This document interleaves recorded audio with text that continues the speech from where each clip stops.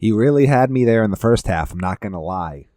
What was looking like a strong performance from Carlos Rodon completely comes off the rails in the top of the sixth inning as the Yankees blow a 3-0 lead in this game to the San Francisco Giants at home, and they make a little bit of a push late, but they end up ultimately losing this game 5-4. They lose their second consecutive series, and they fall to 8-7 on the season as they await the Kansas City Royals, who are coming to town to start a 3-game series. And really, this was a game that looked fairly solid for New York early on. They get on the board with a run in the first inning on a Paul Goldschmidt opposite field RBI single. J.C. Escarra gets his first career RBI in the bottom of the second on a double that scored Jason Dominguez. Ben Rice stayed hot with an RBI single right after that. And, things were looking good at that point. There was Jung Hoo Lee hit a solo shot in the fourth. But, as you got through 5 innings, the Yankees were up 3-1. Carlos Rodon was pitching really well and was racking up the strikeouts. Had only allowed that one hit to Lee, and you were feeling like, okay, this was the bounce back performance that I don't know that I would say we expected, but we're hoping to get from Carlos Rodon. And then, well, it all crashed and burned. And again, it was a familiar theme for Rodon.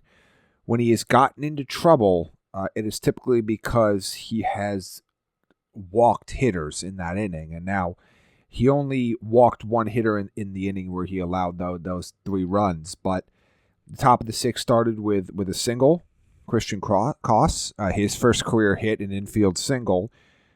Struck out Ramos, and then walked Willy Adames, and then Jung Hoo Lee, who had honestly, he's having a really good season. And he's an interesting player. He's one of the guys that a lot of people don't really know about. He missed a lot of time with an injury last year, so he didn't really get some of the attention that you've seen from some of the other international players that have come over, particularly the pitchers, which have dominated the conversation in recent years. But really solid contact hitter.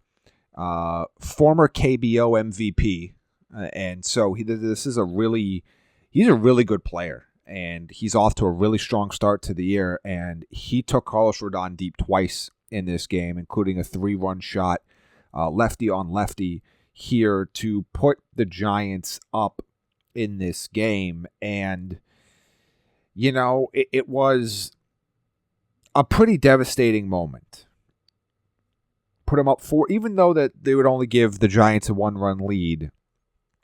It was just kind of that feeling of, you were doing everything well. They actually handled Logan Webb pretty well. We talked on yesterday's podcast about how I was not feeling good about the pitching matchup between Logan Webb and Carlos Rodon, and the Yankees held their own against Webb. Webb went 5 innings, 5 hits, 4 walks in this game, 3 earned runs, and they got to him pretty quickly. He settled down, but they got to him quickly, and you went, wow, not bad. Getting 3 runs off of Logan Webb is no easy feat, and they were able to do that in this game, and it somehow still wasn't enough. And it was just like the air came out of the balloon with that 3-run home run to put the Giants up 4-3. They added another run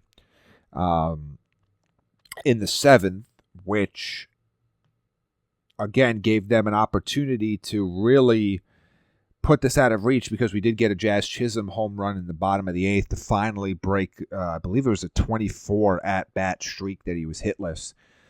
Brought the game close and gave the Yankees a chance with, the bottom of the order / top of the lineup coming up in the 9th inning, and they pinch hit Austin Wells.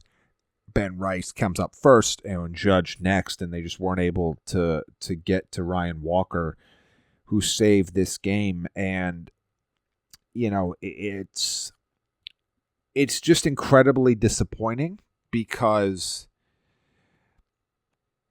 look, I was going to start this podcast off by saying I told you so. My concerns about Carlos Rodon are well documented now. We talked about it a lot on yesterday's podcast. And I'm not really surprised. Like when I recorded the podcast and I edited it, put it in the can, and set it to release, the Giants were favored in the game. I woke up on Sunday morning and I found out that the Yankees had become the overnight favorites in this game. And I'm going to be perfectly honest with you. I bet against the Yankees. I put in a ticket for Giants money line, Jung-Hoo Lee to get a hit, and for the Giants to score more than 3.5 runs. Obviously, that parlay hit. The way that they got to it, though, I was very, very excited to lose that bet through 5 innings. I was really excited about it. I was like, you know what, this could be a catapulting win for the Yankees. This could honestly be maybe the start of something exciting for Rodon. Not necessarily that I was going to become a believer, but maybe that Rodon would be a believer again.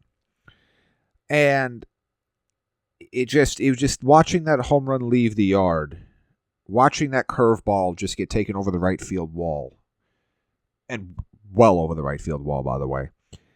It just was so deflating. It just felt like, you got me again. You got me. You had me thinking this was going to be your bounce back start. You had me thinking, maybe I was a little too hard on you. I should give you a few more starts in April. And I was like, you got me again. And it's just unfortunate for so many reasons.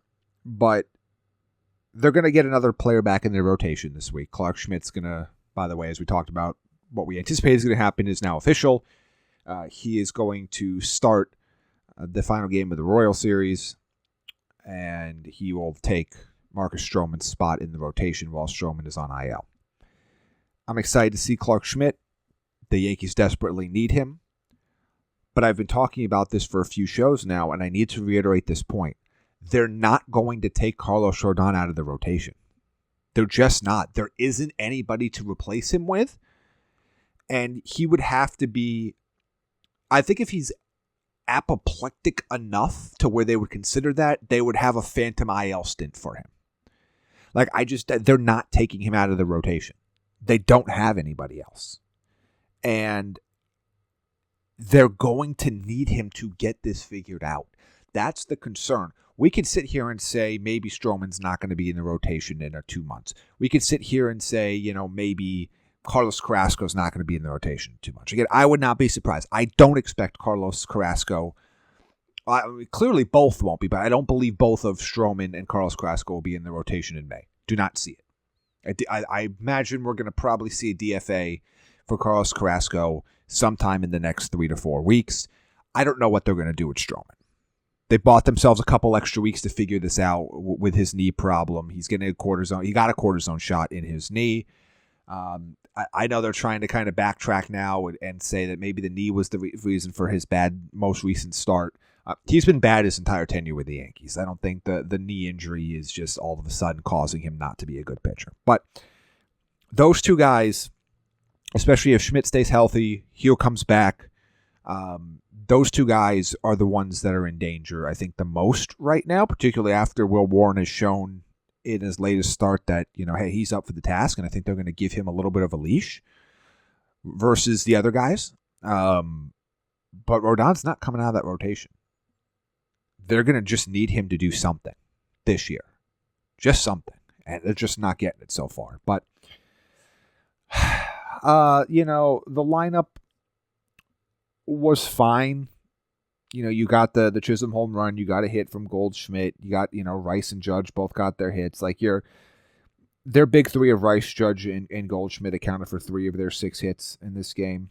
And 5 of their 10 appearances on base, which is not a surprise. Those 3 have been carrying the load for a while now, but everybody else needs to really step it up a little bit more.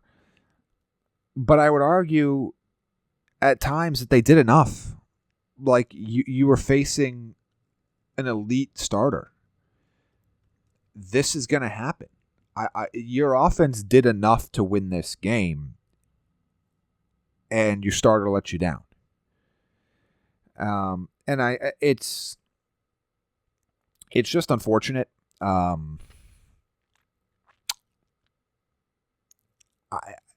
don't.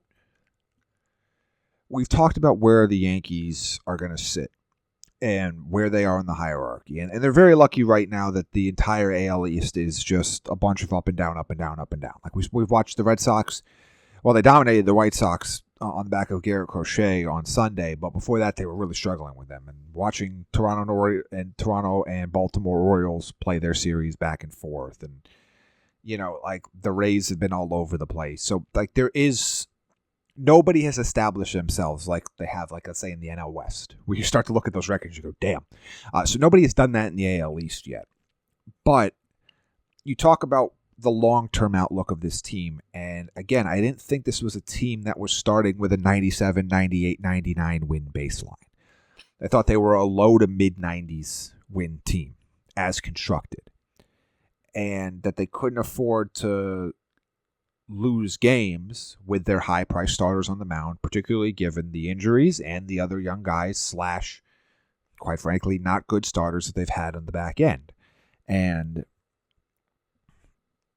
you look at what they've done so far, and Fried has been amazing, but they've now lost 3 of the 4 Rodon starts. That just can't happen. They can't afford it. I won't say can't happen like it's ridiculous that it's happening. It's they can't afford for it to happen if this is going to be a playoff team.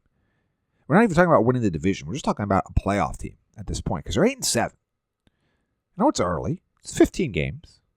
Long season. Not even 10% of the way through the season yet.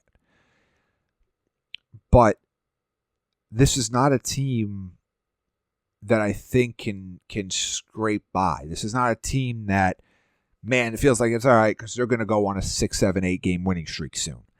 Does not seem like the way this team is constructed this year that's going to be really possible. I mean, it's always possible. We've seen far worse teams go on long winning streaks, but the way their rotation is set up, I don't think this is not a team that I see going on prolonged winning streaks. I think this is a team that can survive series and win series and win a lot of 2 of 3, 2 of 3, 2 of 3, maybe a 3 of 4, 3 of 5 type of a thing. You can't keep losing series like this. You can't lose the series at home. You can't lose series to teams that might not be playoff teams. Now, that's not the case. I mean, San Francisco's got a really good record. I'm not saying they're not a playoff caliber team, but this is one of those ones where you really should have taken 2 of 3 here, and you couldn't. And quite frankly, in one of the games, you got absolutely freaking embarrassed. Like the rain saved you. That's how, I mean, it was embarrassing, that first game of the series. So where do they go from here? They go from here to face Kansas City. And again, this is another series. You're at home. You need to win 2 of 3. The Royals right now are 8-8, so they're sitting in that spot. And again, which is not much worse than you are. 3-night game, 7:05 start time for all of them. All week, by the way. They will play at their spring training facility toward the end of the week when they have a 4-game series against the Rays. But Monday through Friday, all 7:05 start times. But Seth Lugo versus Carlos Carrasco in Game 1. Michael Wacha versus Max Fried in Game 2. And then Chris Bubich and Clark Schmidt in Game 3.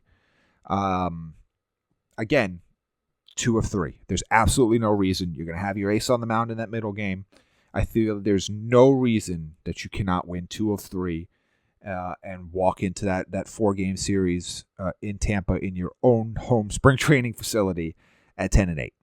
That's what they need to do. We'll break it all down as the week goes on, but it's just disappointing. And again, it's not so much, again, you lost 2 of 3. It's early. It's not that it's just one loss or one bad thing or rough. It's just the guys that they need to be at least solid for them. There's a few of those guys that just haven't been, and they can't afford it. They're not talented enough. They're not an 100-win team. So they need to get the absolute most out of everybody on their roster, and particularly the guys in that middle class that they're relying a lot on. Carlos Rodon is one of those guys, and it's just not happening. And again, I don't want to put every single blame on him. All right, Cody Bellinger's hitting below the Mendoza line. Jazz Chisholm homered today, but he's hitting below the Mendoza line. Austin Wells is hitting 205, even though, again, he only won a bet there, but he's hitting 205. Dominguez and Volpe have had their moments, but they're hitting under 240. They need more consistent contributions in the lineup, and they need somebody that's not Max Fried to develop into a consistent performer. Maybe Will Warren can be that guy, but we don't have enough data yet to say that. They desperately need Carlos Rodon to be that guy, and he just isn't right now. And I don't know if it's going to get better, and I don't necessarily think it's going to get better. This might just be it. But if he's not a league average starter, I don't see how this team is going to go very far. And it's not that we'll see what they get from Heel when he comes back. We're going to get a look at Schmidt this week. Those are good. Those are huge additions to the lineup. The pitching lineup. They're huge additions to the rotation. I'm not trying to undersell them, but you're relying a lot on them. And you're relying on them to stay healthy, and you're relying on them to come back from injury and be good right away. Maybe they will be. But in the meantime, they're going to need some other people to contribute if they're going to be anything more than a middling team in the AL.